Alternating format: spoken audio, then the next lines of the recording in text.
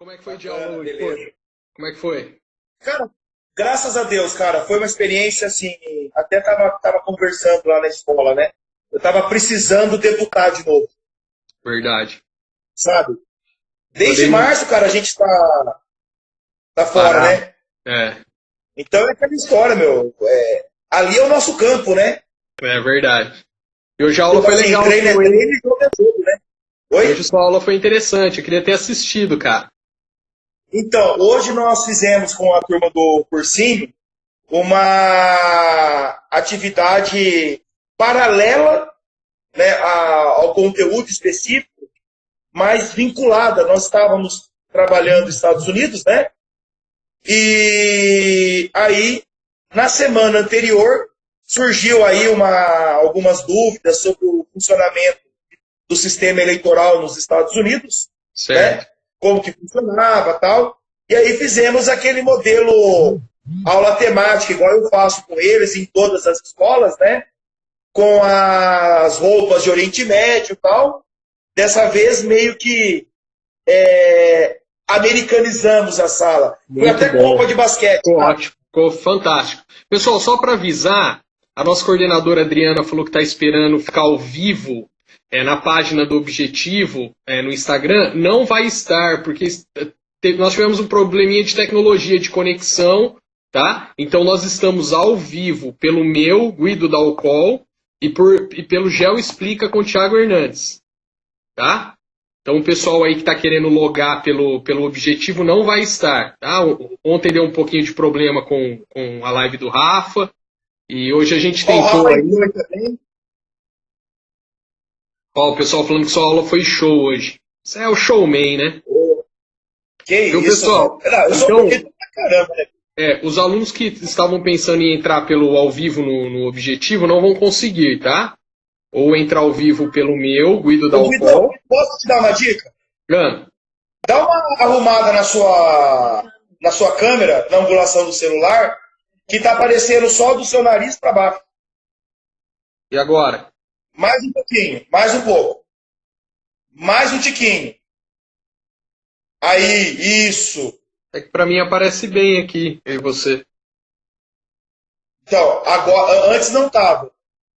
Beleza. Mais um pouquinho, sobe a angulação para aparecer. Isso, isso. Boa. Perfeito. A Maíra que tá dando as Coxa, dicas aí. o Caetano aqui, Coxa, como faz para manter a beleza? Caetano, é genética, velho. É uma questão de DNA, entendeu? Nascimento, digamos assim. Você sabe, Guido, teve uma vez... Ô, Caetano, aproveita pra... Você se acha bonito? Ô, Caetano, Uma vez eu não perguntou assim, aproveita pra... você se acha bonito? Eu falei, não, tenho certeza. Aí falou assim, autoestima é tudo, né? Eu falei, não, é senso da realidade. Ótimo. Não é fácil, não.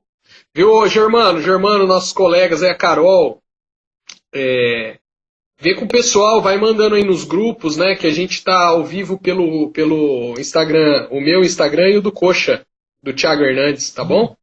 Porque tem gente pensando, Adriana, deu certo aí? A Adriana falou que tava esperando pra entrar. Ó, falaram que minha prima aí, Marina, professora lá em Campinas, Coxa, dá 400 aulas por semana. Tá louco. Tá rica.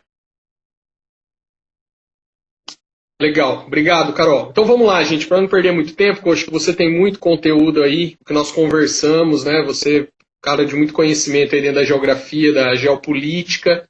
Então a gente não vai perder tempo, porque a gente tem aí 50 minutos para falar, tá bom? Primeiramente, agradecendo aí a coordenação, direção, mantenedores, né? O Colégio Objetivo com essa proposta inovadora, né? Desses aulões, lives e isso vai ser ininterrupto até janeiro, até bem próximo das primeiras fases, das segundas fases dos vestibulares. Guido, nos aceite no Instagram. Agora eu não consigo, viu, Adriana? Porque eu estou ao vivo aqui. É melhor entrar pelo meu ou pelo do Thiago. Tá? Agora eu não consigo mexer aqui e aceitar, mas eu já tinha aceitado já. Tá dando algum probleminha. Mas vamos lá, continuando. Então a escola aí com essa inovadora e saindo na frente aí, né, nesses aulões, lives e ininterruptos até janeiro, primeira e segunda fase dos vestibulares, tá? A minha preocupação é com redação, né, Coxa? Porque a redação tem um valor alto aí, né? Na hora do somatório das notas, né? Do gráfico aí, da composição de notas, né? Coxa? Caiu um pouquinho. Então, na composição de nota, a redação tem um valor alto e meus alunos sofrem um pouco, tá? Não só os meus alunos, mas os alunos oriundos dos colégios particulares, né? Com um repertório sociocultural, né? De temas variados, né? Vários eixos temáticos que o aluno tem que dominar o assunto para ter recheio, para ter o que falar, né? O aluno vai ter que ter uma visão de mundo, uma crítica sobre assuntos polêmicos, né? Sobre assuntos envolvendo estrutura, geografia, né, envolvendo atualidades, geopolítica. Então, muito legal vocês poderem colaborar. O Coxa, logo de cara, né, quando eu fiz o convite, ele já aceitou prontamente. O Rafael também, o Germano, o Anderson, a Carol. E vai ser muito legal, tá? Hoje nós falaremos aí, né, na sequência de aula sobre argumentação de referência geopolítica, tá? E geográfica, né? O convidado nosso é o grande professor de conhecimento e tamanho, Tiago Hernandes, tá? Vulgo Coxa. Obrigado por aceitar aí esse convite tão prontamente, né, meu amigo? O Coxa, o Tiago Hernandes, ele é mestre, tá? Pela UEM, né? Pela Universidade de Maringá, mestre em Geografia, graduado em Geografia pela Unesp de Prudente. Também ele é formado em pedagogia, ele atua há 16 anos nas instituições públicas, privadas, no ensino médio, cursinho e faculdade aí do interior paulista. Tá? É um cara que tem muito conhecimento e muito repertório para poder falar com a gente aí. Fico muito feliz com esse bate-papo. E minha primeira pergunta já para você, Coxa, vou te pegar de surpresa, essa que eu não combinei, tá? Eu combinei com o Rafa ontem, esqueci de combinar. Mas é uma pergunta básica aí para você responder rápido. Um dos mantenedores do colégio, o Rodolfo, ele estava com um projeto.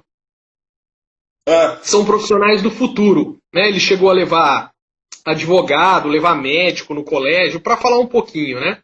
E nas minhas lives, na minha primeira sequência de live, eu falei sobre argumento de autoridade, trouxe médico, psicólogo, defensor público, né? Para poder falar um pouquinho para a gente do campo de atuação. E a primeira pergunta era sobre a escolha profissional. Por que escolheu?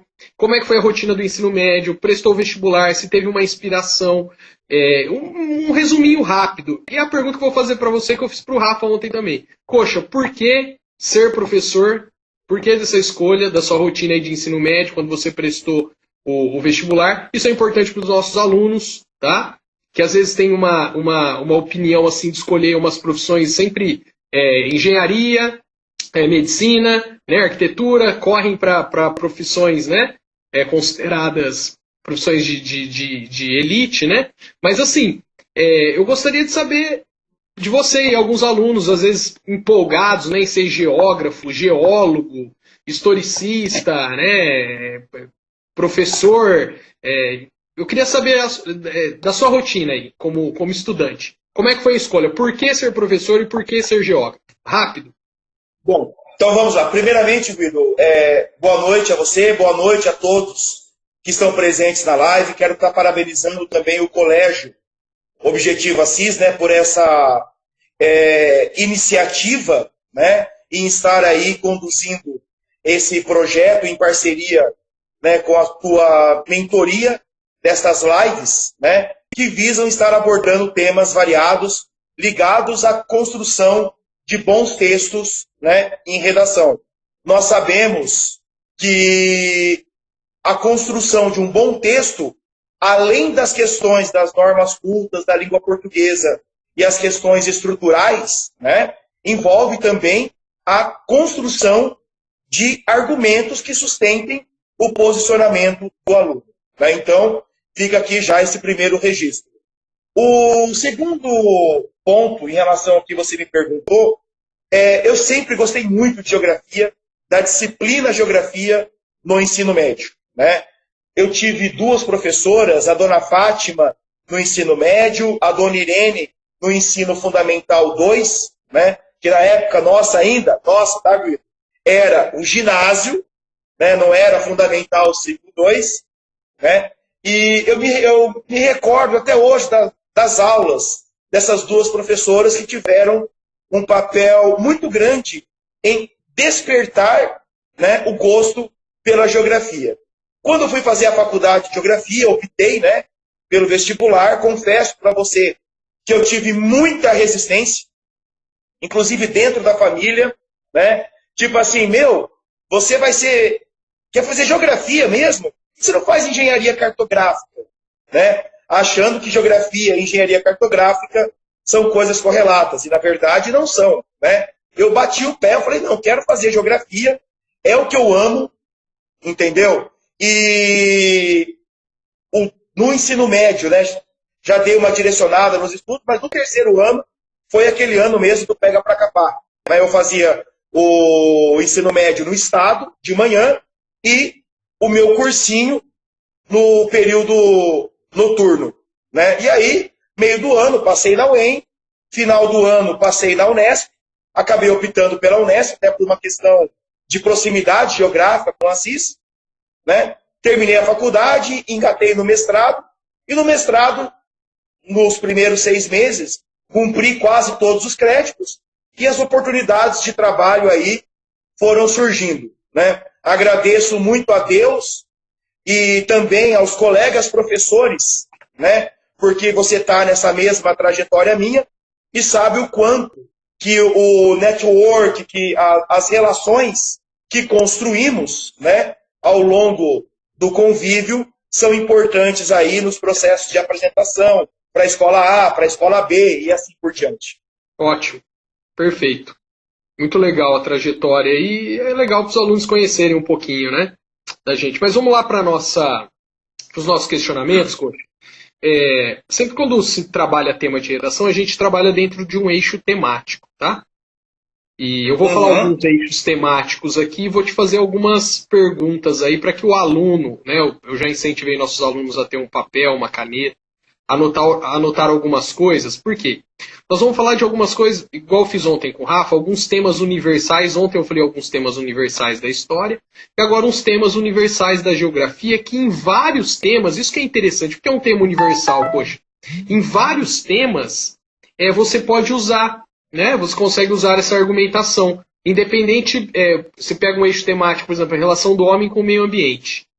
Tá? Então você pega, por exemplo, a corrupção.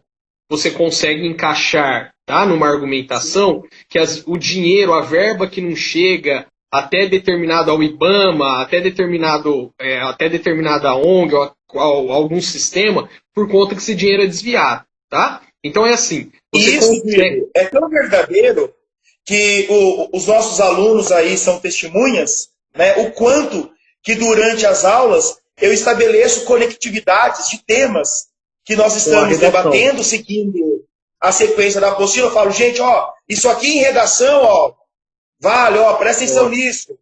Né, legal. Porque o conhecimento ele não se dá de uma forma desconectada. Sim. Muito pelo contrário. Interdisciplinar, não existe né? conhecimento isolado. Exatamente. Perfeito. E o objetivo sai na frente disso, né, Coach? Que é uma apostila extremamente interdisciplinar, né? A gente consegue sentir isso. Mas vamos lá. Lembrando que nós estamos aí, já falamos, né, com um cursinho presencial. Mais pro final da live eu vou falar de uma promoção aí para vocês do nosso cursinho de Enem, tá? O aluno fez o cursinho de Enem, ele tem uma nota fantástica lá.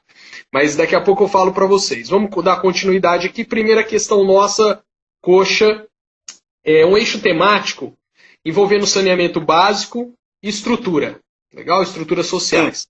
Minha primeira pergunta para você é a seguinte. A gente sabe que o Brasil, né, coxa, é um dos países mais ricos do planeta, mais ricos do mundo. Mas também ele ostenta, né, uma extrema desigualdade social, né, quanto ao acesso a serviços públicos, principalmente acesso a serviços de qualidade. Né? A gente, às vezes, depende do serviço privado, né, tem que usar o serviço privado porque o serviço público ele é ineficaz. Dessa forma, né, qual a relação entre a qualidade de vida e o saneamento básico? Como o Estado, por meio de estruturas, pode agir no enfrentamento das mazelas atuais? Bom, Primeiramente, Guido, é importante destacarmos, né, o que é saneamento básico. Muitas vezes as pessoas entendem que saneamento básico envolve tão somente o tratamento e a distribuição de água potável, certo? Entretanto, quando nós falamos em saneamento básico, nós estamos falando de um eixo muito maior, certo? Que compreende, além do serviço, né, de água potável, também a coleta e tratamento dos efluentes, ou vulgarmente chamado de esgoto, como também a coleta e a destinação adequada dos rejeitos sólidos, sejam eles de origem comercial, de origem residencial ou de origem industrial, certo? Nesse contexto, tá, essa pergunta que você me fez, ela emerge com grande pertinência justamente pelo contraditório de realidades, né? Que em seu próprio questionamento você apresentou.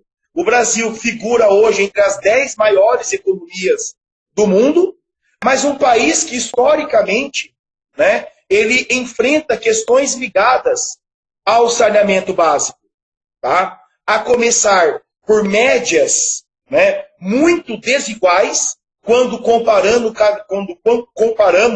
cada uma das macro-regiões geográficas. Então, é aquela célebre frase, né? Existem vários Brasis dentro do Brasil. Então, quando o assunto é saneamento básico, na região Centro-Sul, encontramos uma realidade. Nas regiões da Amazônia e na região Nordeste, encontramos uma outra realidade muito pior. E dentro destas regiões, encontramos também realidades bastante fragmentadas.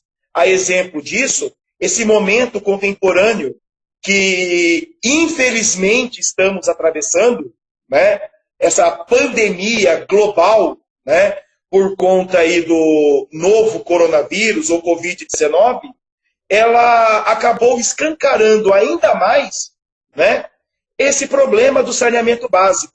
Quando, nas aulas, inclusive de geografia urbana, eu fiz uma projeção de uma imagem muito clássica nos vestibulares, que mostrava, na mesma figura, um edifício de alto padrão, na Zona Sul de São Paulo, certo? Com um apartamento por andar, piscinas privadas, área de lazer, todo estruturado. E do lado, uma comunidade periférica, certo? E aí nós começamos a debater exatamente o quê? No primeiro momento, nós temos uma única imagem a observarmos, certo?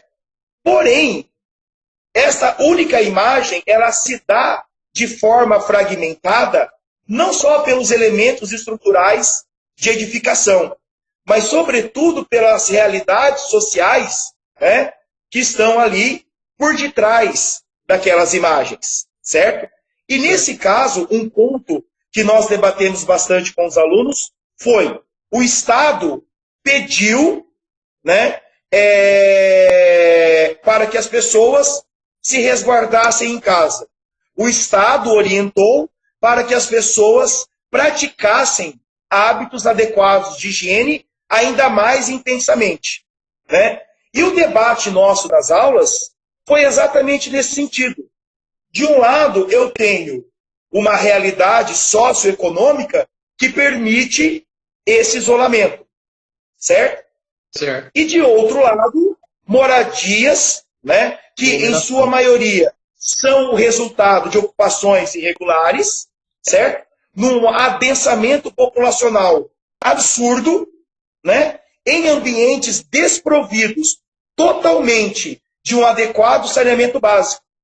E aí, a pergunta que eu fiz aos alunos foi exatamente nesse sentido. Olha, o poder público pediu isso. Agora, a realidade dessas pessoas permitem? Né? Então, quando nós analisamos os dados vinculados à explosão, né, do novo coronavírus aqui no Brasil, num primeiro momento, ele começou, certo, nas camadas socioeconômicas mais privilegiadas, né? Porque foi uma um vírus, vamos dizer assim, importado, certo? Entretanto, tá? Com o passar do tempo, nós tivemos uma mudança no pêndulo dos contaminados, com um aumento dos casos de contaminação numa velocidade muito maior nesses bairros, nessas áreas, com menor infraestrutura, com menor poder econômico, certo? E aí vem a questão, né? O saneamento básico, né, tem um papel quando o assunto é saúde pública? Sem sombra de dúvidas, né? E cabe, e aí vem o segundo questionamento, o Estado cumprir tão somente a sua função constitucional. Entender que, efetivamente, todos são iguais perante a lei. Iguais aos deveres e também igual aos direitos. Nós pagamos uma carga tributária, Guido, a título aí de curiosidade, que oscila em torno de 37,5% do PIB. Certo? Uma carga tributária demasiadamente alta. Entretanto, nós padecemos com a chamada taxa-retorno. Ou seja, o que eu pago em tributos e o que eu não recebo em serviços públicos. Certo. E quando recebo, muitas vezes ainda de forma insatisfatória. Então, na verdade, precisamos indistintamente de qualquer questão partidária, porque o nosso foco não é esse, mas que as pessoas que assumam a batuta dos poderes local, estadual, ou melhor, municipal, estadual e federal, no executivo, legislativo e no judiciário, cumpram aquilo que lhe é de dever. Ótimo. Não somente isso. Ótimo, perfeito. Uma síntese perfeita da realidade aí atual no Brasil.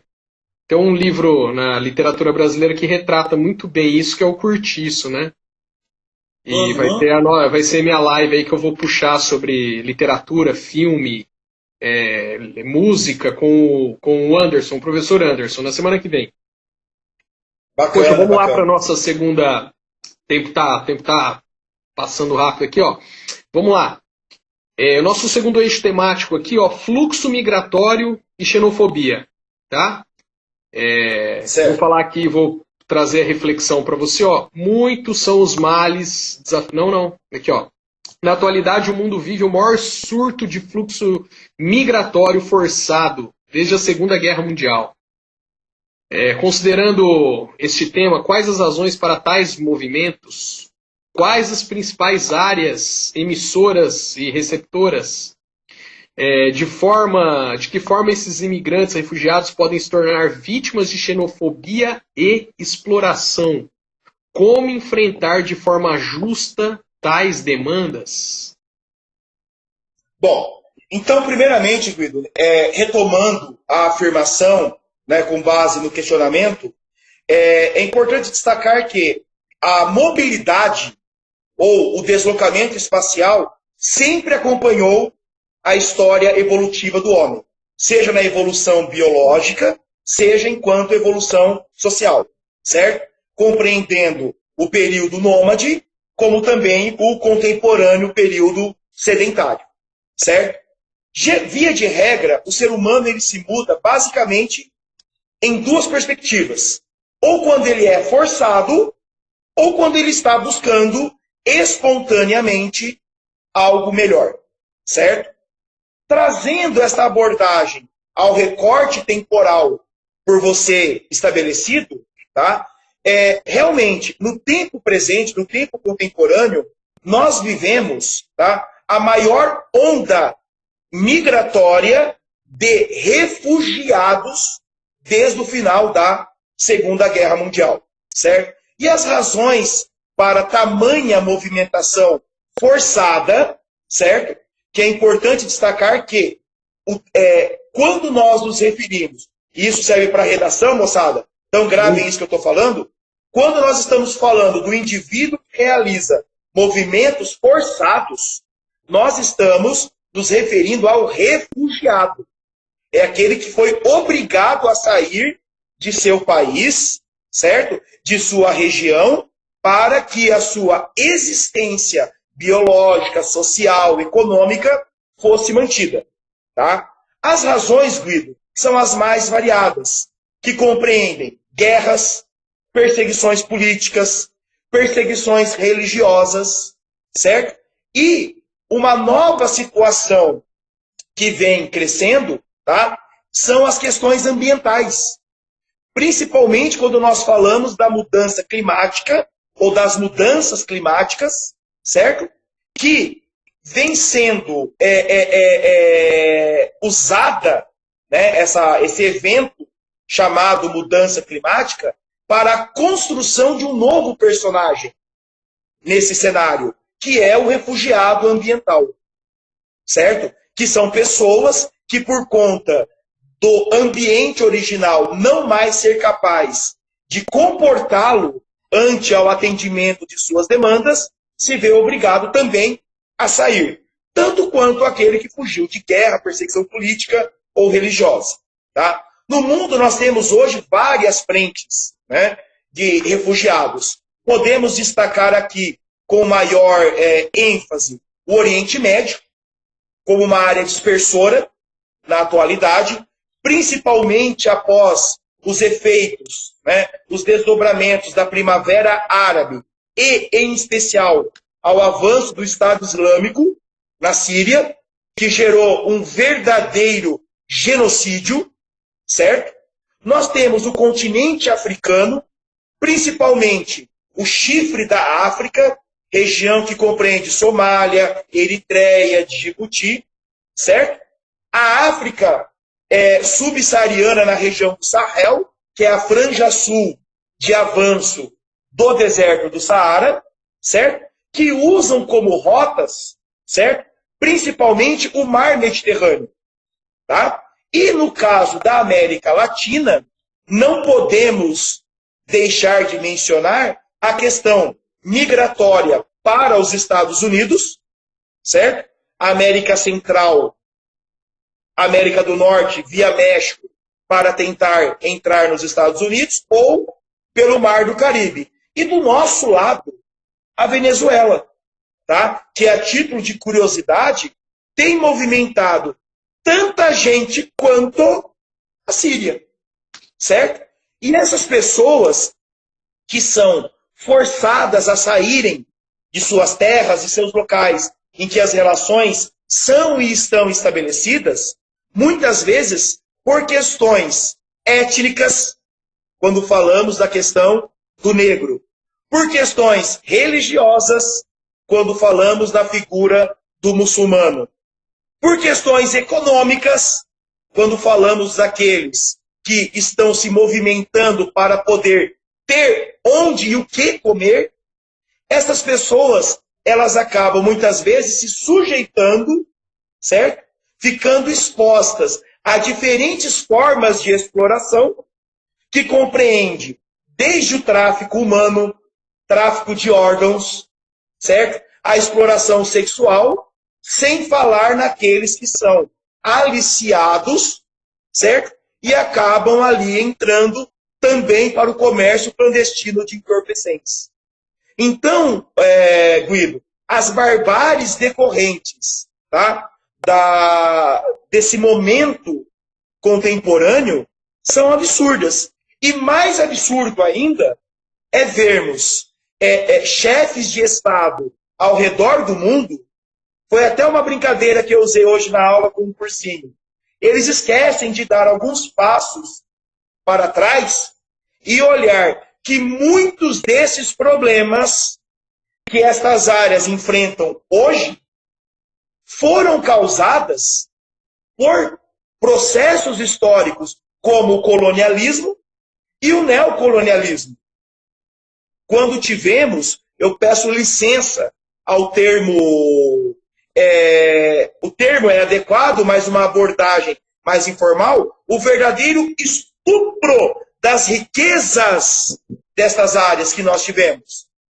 O que aconteceu com a América Latina, o que aconteceu com o continente africano, o que aconteceu com o Oriente Médio. Além da questão, ou das questões voltadas a construção de fronteiras artificiais que desrespeitaram totalmente os arranjos sociais pré-existentes, ainda cometeram esta barbárie da exploração plena dos elementos naturais e condenaram essas áreas à condição de subdesenvolvidas como são hoje. E nesse cenário, e aí nós temos que relembrar Sêneca, né?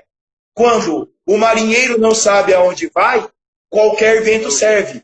Então, neste cenário de falta de perspectiva, abrimos um campo brutal para que reduzidos grupos de acessos privilegiados, de influências maiores, acabem, certo? Se posicionando de uma forma criminosa, praticando a corrupção, o autoritarismo, e as pessoas também voltando a atividades ilícitas, vamos assim dizer, certo? Ou humanamente também não aceitáveis, justamente por falta da perspectiva. Sim. Quando nós vemos uma das estratégias do Estado Islâmico no auge, né, da sua expansão, qual foi? Uma campanha publicitária pesada na Europa para agregar quem? Descendentes de imigrantes, na sua maioria muçulmanos, com estratégias publicitárias com dizeres nessa direção. Você não é preterido na Europa por sua cor, por sua religião ou por qualquer outra condição correlata? Junte-se a nós. Agora é o nosso momento de nos fortalecermos e destruirmos aqueles que lhe destruíram. Então, o que nós acabamos vendo? Né? Nesse cenário de total falta de perspectiva, o cidadão, o indivíduo, ele se sujeita. Sim. Porque até então, nunca ninguém me deu nada. É igual aqui no Brasil, Guido. Quando nós olhamos, por exemplo, a questão, por que tantos jovens, muitas vezes, acabam se enveredando para caminhos não tão assertivos? Por falta de perspectiva. Né? É muito fácil para nós que acordamos cedo e temos onde trabalhar, tivemos o que comer antes de dormir, temos o que comer quando acordamos, né? Dizer, fulano entrou ou praticou porque quis. Não estou justificando o ato, mas nós temos que ter a sensibilidade social, certo? De entender que ninguém é melhor que ninguém. Ninguém é melhor que ninguém. Ninguém é tão bom que um dia não possa ser ruim, e ninguém é tão ruim que um dia não possa ser bom. Amém. O que nos diferencia é a oportunidade. Aí existem as escolhas individuais, em que cada um trabalha aquilo que lhe é posto. Perfeito, Coxa. Ótimo, ótima explanação. Agora entrando num outro eixo temático aí, Coxa, que é o eixo temático da corrupção em si. Né? E você tocou num ponto aí, já para fazer um gancho aí na sua última colocação aí. Na última aula com o cursinho, eu trabalhei uma aula que eu coloco lá uma imagem, né? Coloco a definição do que é corrupção, né? Ato de corromper, putrefação, devassidão, depravação, né? A definição do dicionário. Eu coloco uma pergunta começando, né, que é uma estratégia de redação, você levantar alguns questionamentos para começar a sua introdução, contextualização, argumentação, proposta de intervenção. E a reflexão era a seguinte: quem paga a conta? Né? Eu fui fazendo uma pergunta para o pessoal do cursinho: quem que paga essa conta da corrupção? Porque assim, né, Coxa, fica um pouco romântico a gente fala assim, a sociedade paga a conta, o Guido paga a conta, todos pagamos a conta. Daí eu quis mostrar para eles de uma maneira bem enfática, eu quis mostrar para eles que a gente paga uma conta e em algum momento a gente acaba pagando a conta, mas tem uma ponta da corda que paga uma conta muito alta, né? Trouxe alguns exemplos para eles básicos, assim, de uma dor de dente, por exemplo, de uma pessoa da periferia que não tem condições de ir até um posto de saúde porque não tem o ônibus, não tem o dinheiro pronto. Está com uma dor de dente que é insuportável. está pagando a conta, né? Porque ela não tem como esse serviço chegar até ela, né? Falei de alguns pais que enterram filhos, né, por conta de uma doença básica, que um remédio que se tivesse acesso, né? Então tem pessoas dentro desse jogo, né? Uma ponta de uma corda que sofre muito, que paga uma conta muito alta, né? Então essa minha reflexão foi a última aula aí, que foi na quarta-feira com um cursinho. Então nosso eixo temático agora é corrupção. Poxa, nós temos mais 25 minutos, tá? Então nós temos mais essa pergunta e mais duas ainda para 2 eixos temáticos. Então vamos lá, a pergunta é a seguinte: muitos são os males, desafios que envolvem a realidade brasileira. Dentre eles, a corrupção, né? A gente fala bastante. Nessa linha de raciocínio, comente sobre as várias formas em que a corrupção se manifesta no seio da sociedade. Como está, esse que é o mais importante que eu gostaria que você respondesse, tá? Como o Estado e o cidadão pode agir para combater esse mal? Legal? Certo. Porque tem uma pergunta clássica que já foi de um vestibular da VUNESP, que falou assim: o Congresso é um reflexo do povo ou o povo é um reflexo do Congresso? Olha, foi tema de redação. Voltando, quais as consequências da corrupção para a sociedade e para o Estado? Manda bala, amigo. Bom, 1999, esse foi o tema da minha redação no vestibular da Unesp. Corrupção, certo? E para você ver o quanto que esse assunto ele é recorrente, né? Talvez porque ele seja demasiadamente atual, contemporâneo, intenso, vivido, lógico, né? Na nossa sociedade. Primeiro ponto é esse. Segundo ponto, temos que entender o que é corrupção, tá? Corrupção é todo e qualquer ato de violação de normas, padrões, regras, leis, em benefício individual em detrimento do coletivo. Certo? Seja esse coletivo o micro, quando consideramos o seio familiar, ao macro, quando consideramos, a organização da dinâmica da vida social. Primeiro ponto é isso. Segundo ponto. Terceiro ponto. Para que haja corrupção, certo? Nós precisamos obrigatoriamente a existência de 2 personagens, certo? O corruptor e o corrompível, certo? Então, só vai existir corrupção se nós tivermos esses 2 personagens. Se eu tiver alguém que queira corromper, mas não encontrar alguém que queira ser corrompido, o processo não acontece. Se eu tiver alguém que quer ser corrompido, mas não tiver alguém que venha corromper, também não vamos ter essa união que eu falo, chave e fechadura, certo? Que, no caso da nossa realidade, sem medo algum de afirmar, eu digo que é um dos maiores males e causadores, certo? Dos problemas que enfrentamos na atualidade. Tá? A corrupção, Guido, ela se manifesta de N formas. Desde a de uma forma, entre aspas, simples, quando o aluno tenta colar numa prova, quando você recebe um troco errado e não devolve, quando você para o carro no lugar que não deve parar, quando você joga lixo em local inadequado. Por quê? Porque nós estamos violando, certo? E este nosso ato ele vai gerar repercussões. E aí, ampliando a escala da abordagem, chegamos na corrupção envolvendo os setores público e privado, porque a corrupção não é um, entre aspas, privilégio, né? Estou falando privilégio entre aspas, num contexto metafórico, né? Do setor público. Ela acontece tanto no público quanto no privado. Né? E tem uma frase da economia que eu acho fantástica, que diz o seguinte: não existe almoço grátis. Não existe almoço grátis. Ou seja, se de um lado está sendo tirado, de outro vai ter déficit. Vai faltar. É uma lei do universo, o equilíbrio. Se eu puxo para um lado, a balança ela fica desequilibrada. Você está entendendo? Tá? E no caso, como você falou, de uma forma muito sábia, e aí eu chancelo né? É a questão, todos pagam a conta da corrupção? Ponto e vírgula. Eu falo que os efeitos dela recaem sobre todos, mas de forma desigual. Os efeitos da corrupção. Como você falou, quando consideramos, vamos trabalhar o sistema público de saúde. Vamos limitar a esse ponto por conta da nossa questão de tempo. Né? Uma pessoa fica doente, ela tem recursos para o tratamento.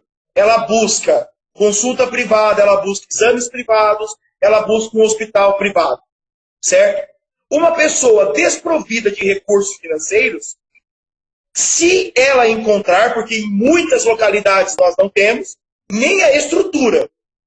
A questão da pandemia do Covid demonstrou isso. Hospitais que não tinham recursos básicos para um hospital.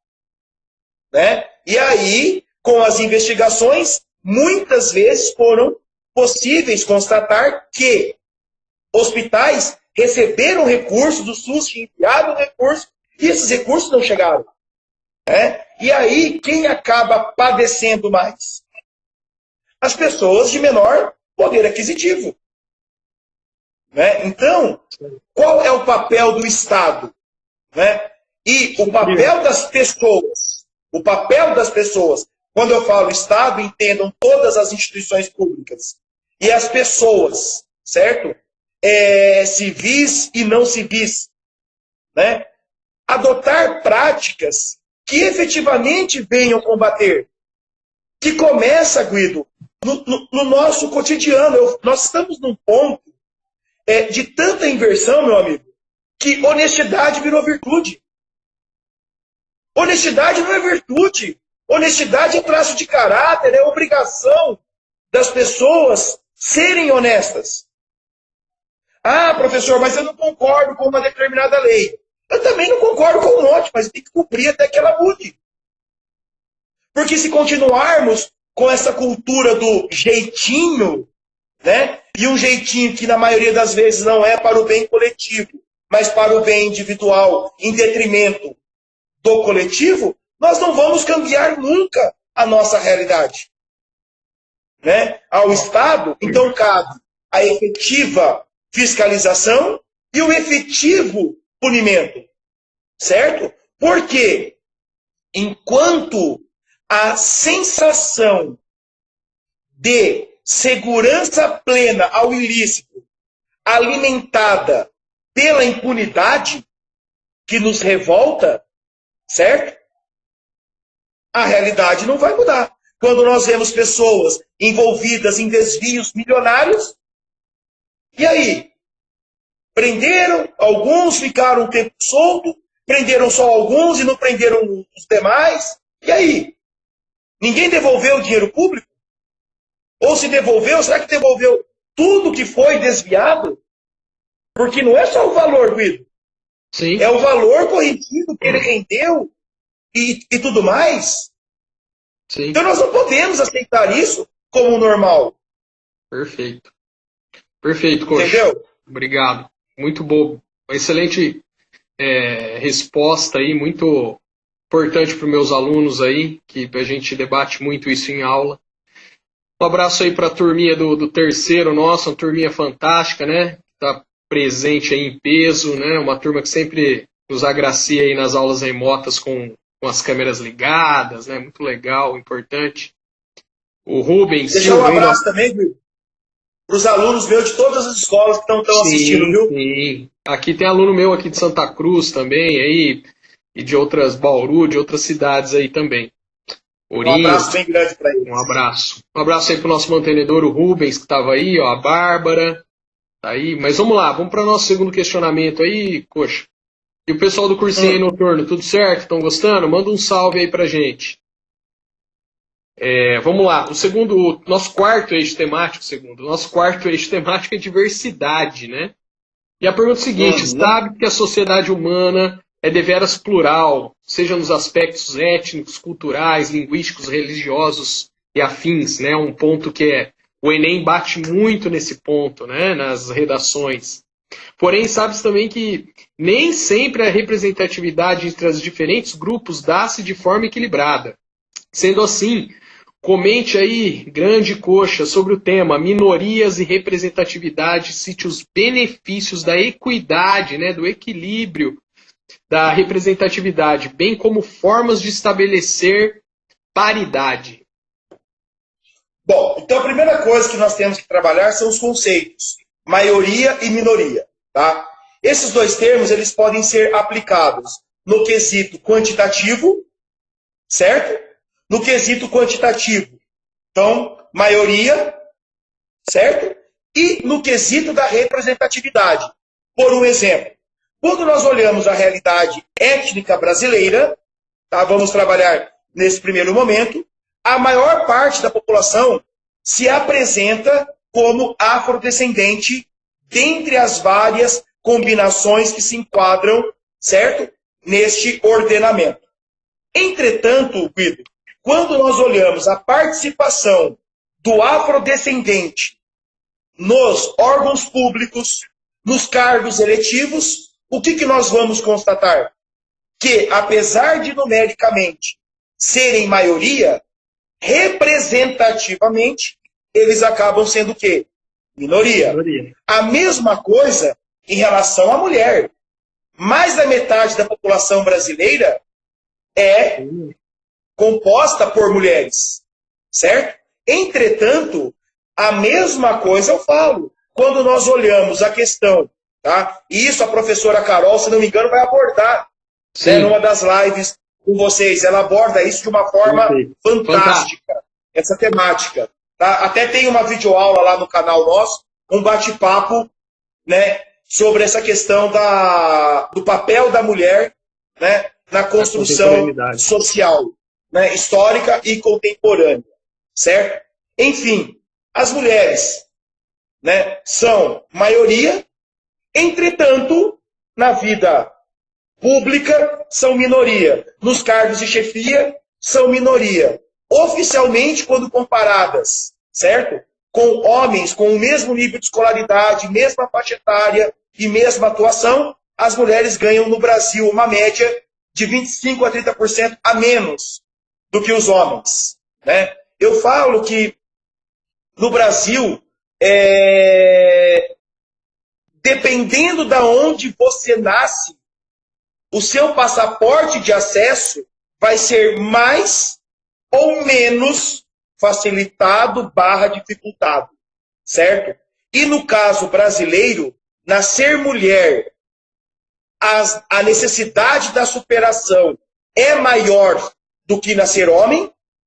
Nascer negro no Brasil, as dificuldades serão muito maiores do que para o não negro, certo? E nós precisamos sim superar estes ranços históricos, certo? Que assombram a nossa sociedade desde os idos do processo colonial. Isso mesmo. Certo? Então, isso é muito importante. O comportamento e aí forte, se estendendo, exatamente, que precisa ser superado. Certo? Nós temos também, Guido, a questão da identidade de gênero por meio da orientação. O Brasil, apesar da lei dizer que todos são iguais perante a lei, independente de qualquer coisa, o Brasil, Guido, é um dos países em que pessoas com orientação homoafetiva têm uma das menores longevidades do mundo. Ou seja, pessoas são brutalmente mortas tão somente pelo fato de serem homoafetivos. Você pode achar certo ou errado, gostar ou não gostar, é um direito teu. Mas isso não lhe dá o poder, o direito de promover qualquer ato que venha a atentar à dignidade, à integridade física e moral das pessoas. E, ao mesmo tempo, não podemos deixar de mencionar, meu amigo, a questão do preconceito religioso, que ainda é muito forte dentro da sociedade. Eu ouso a dizer que a sociedade brasileira ela é racista, sim. E um racismo perigoso, que é o racismo velado. Velado. Quando eu falo racismo, não só na questão étnica, mas ampliando, certo? Para todos os campos do preconceito, da xenofobia, tá? Que muitas vezes o aluno acha que xenofobia é só o ódio ao estrangeiro. Não. Olha a questão estrutural. Preconceito. Conceito anterior que eu faço em relação a algo ou alguém antes de conhecer. Preconceito. Sentimento de não concordância, de não aceitação com algo ou alguém. Xenofobia é a materialização deste preconceito em atos destrutivos ao outro. E temos que lembrar que palavras e atitudes muitas vezes sequelam mais que murro, muitas vezes sequelam mais que tapas, muitas vezes sequelam mais que balas. Entendeu? Ótimo, Coxa. Ótimo. Até tem uma conclusão, né, que eu faço uma máscara para os alunos, que eu coloco assim, para fechar uma redação, né? Destarte, né, dessa forma, desse modo, dessa maneira. Raízes históricas potencializam atos inconstitucionais no Brasil. Interessante, né, essa máscara para começo. Raízes históricas potencializam, que vai ser uma discussão bem intensa com a Carol, né? De comportamento. Raízes históricas e contextos contemporâneos. Sim, potencializa. Porque se a gente jogar tudo porque aconteceu, então vamos sentar em cima do próprio rabo. Perfeito. Então porque foi vai continuar sendo? Não. Perfeito. O fato de ter sido não sustenta que tenha que continuar sendo. É a síndrome da Gabriela, né? Nós somos livres. É, síndrome da Gabriela. Nasci assim, vou viver assim, vou morrer assim, né? Não é assim que funciona, não é essa síndrome da Gabriela. Exatamente. Nós somos seres livres, racionais. Entendeu? Ótimo. E temos que lutar, sim, pela igualdade. Vamos lá, que faltam poucos minutos aí. Só para fechar, Coxa, gostaria que você comentasse que tem... Muitos alunos falam, né? Eu tento trazer alguns exemplos, né? Comente sobre os benefícios das chamadas políticas afirmativas, né? Que o pessoal acha que é uma coisa de esquerda. Desculpa, cortou. Legal. Cortou. E agora? Tá bem? Tá bem agora? Agora tá, fala de novo. Legal. Então vamos lá. Eu gostaria que você comentasse aí com a gente sobre os benefícios das chamadas políticas afirmativas. A inclusão como ferramenta de combate à segregação. Esse é fundamental pra gente aí, para fechar essa live. Então, Guido, essa questão ela acaba vindo ao encontro da temática anterior, exatamente, ao encontro, e não de encontro. Perfeito. Ó a sintonia. Perfeito. Da temática anterior, né? E no caso brasileiro, vamos trazer aqui, tá? Estas práticas afirmativas, muitas vezes, elas precisaram de estruturas legais que obrigassem a sua ocorrência. Porque espontaneamente, por enraizamentos e estruturações, não aconteciam, certo? E aí podemos citar os sistemas de cotas nas universidades, os sistemas de cotas para mulheres na política, certo? A questão de estabelecimentos de leis que proíbam, certo? Atos voltados à xenofobia, à discriminação, independente de qualquer vertente, certo? Então, essas políticas afirmativas, como o próprio nome diz, elas são ferramentas importantes para que as pessoas sejam, antes de tudo, seres humanos. Porque se existe, Guido, uma palavra, um sentimento difícil de explicar, mas fácil de sentir, principalmente quando não existe, é a liberdade. Se existe algo intrínseco a todo ser humano, é a liberdade. Ótimo. Perfeito, Coxa. Coxa, não posso deixar de agradecer aqui alguns alunos, o João Vitor, que é um aluno meu de Santa Cruz, que ele assiste todas as minhas lives do começo ao fim. Ele fez um comentário aqui: não há ato corrupto que não despreze o bem público e não há desprezo pelo bem público que não envolva um espírito corrompido. Né? Um aluno que lê bastante, aí está sempre com a gente. Obrigado aos alunos de Assis, né, que estão em peso aí. a nossa coordenação, direção, mantenedores. Quero deixar aí os minutos finais para o Coxa fazer mais alguma consideração final, uma despedida aí, daí eu já fecho a live aqui. Já despeço, falo sobre o nosso cursinho e já fecho a live. Bom, então, Bido, mais uma vez eu quero agradecer o convite, certo? E tenha certeza, meu amigo, que ao que for necessário, ao que precisar, estamos e estaremos sempre em pé e à ordem aí para as trajetórias, para as demandas, para as lutas voltadas à educação, voltadas ao bem coletivo, certo? Deixar aí um fraternal abraço a todos os nossos alunos e ex-alunos de todas as escolas, que este é um projeto cidadão. Esse é um projeto feito por pessoas e para as pessoas. Falaram certo? Que você... Então, dizer que acreditem nos seus sonhos, façam por merecê-los, lutem, certo? Sejam sempre corretos, dignos, honrados, que vocês não falta alguns segundos. se arrepender. Obrigado. Falta alguns segundos, Coxa. Obrigado aí à turma do Objetivo. Meus queridos. Já estou finalizando aqui, Coxa. Obrigado. Vai dar 17 segundos. Lembrando que nós temos até dia 14 promoção de 10% no cursinho presencial do Enem. Procurem o Colégio Objetivo de Assis. Obrigado, direção, coordenação, amigos.